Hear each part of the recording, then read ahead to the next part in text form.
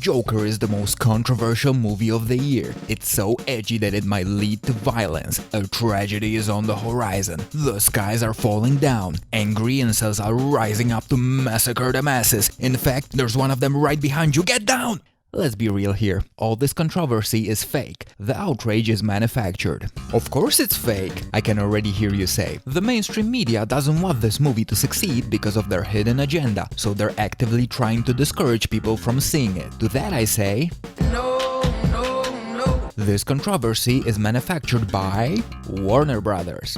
What? No! They paid all these media outlets to say these seemingly negative things about the movie.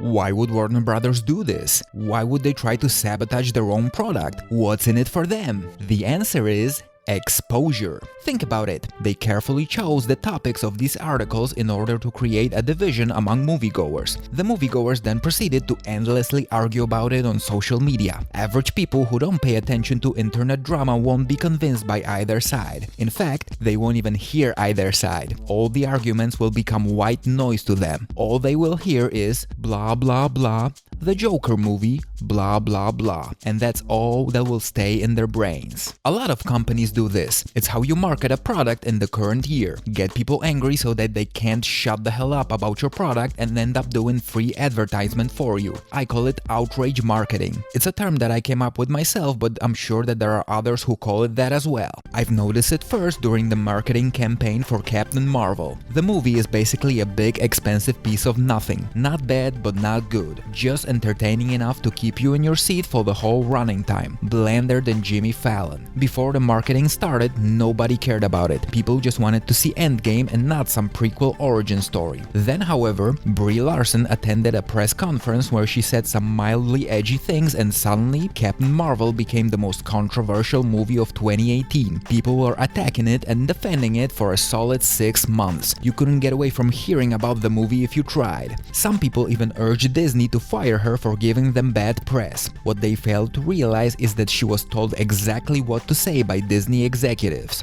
Those arguments during the interviews for Endgame where Larson was bickering with other cast members, that's acting. Even small things like Tom Holland accidentally spoiling movies during interviews is all an act. These people lie on camera for a living. There's no authenticity, even in interviews. Black Panther is coming out? Let's talk about racism. Batwoman got a TV show? Let's talk about sexism and bisexuality. Blade is getting a TV show as well. Did you know that Blade is a Muslim? The next James Bond will totally be a black woman, you guys. Please get angry. That new Dave Chappelle special is so offensive that we couldn't handle it. Now go watch it. Hardly anyone would be talking about any of these pieces of media if it wasn't for these divisive hot topics, and these companies know it very well. They don't care about it, only about the money. They look at what gets the most buzz and do just that. These studios are saving so much money on advertising because angry nerds will always do it for them for free like the good sheep that they are. I applaud Universal for keeping this kind of tactic to a minimum. For example, the Fast and Furious franchise, because of a very diverse cast, could easily have a polarizing marketing campaign based on race, gender, and sexuality. Instead, it's focused on the spectacle and fun. It doesn't need all the controversy in order to be one of the most popular and highest grossing movie franchises of all time. That's how you should do it. Make me interested because of the content itself, not because of the drama surrounding the content. It's not even limited to media. Have you heard of feminist monopoly? How about socialist monopoly? Gender-neutral dolls by Mattel, anyone? Speaking of Mattel, I looked at their share price for 2019, and the only times when it goes significantly up is when they do stuff like that. When they're not doing something polarizing, they're losing money left and right. Make sure, however, that you don't piss off the majority of your target demographic with your edgy marketing, or you'll end up like Procter & Gamble, who lost $8 billion after that failed Gillette ad where they lectured men about toxic masculinity. Not cool, not cool. And just in case someone comments about it, this doesn't have to be an outright collusion between the movie studios and the media. All that has to happen is the studio putting out a piece of info that might be controversial, and then the media will jump onto it like hungry locusts and defecate all over the internet with clickbait content. The studio gets free advertisements and the media get clicks. Everybody wins. Except for the audience.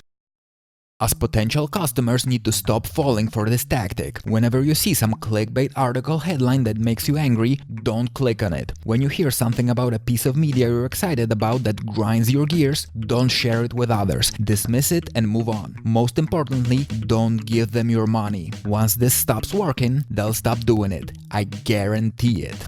Thank you for watching.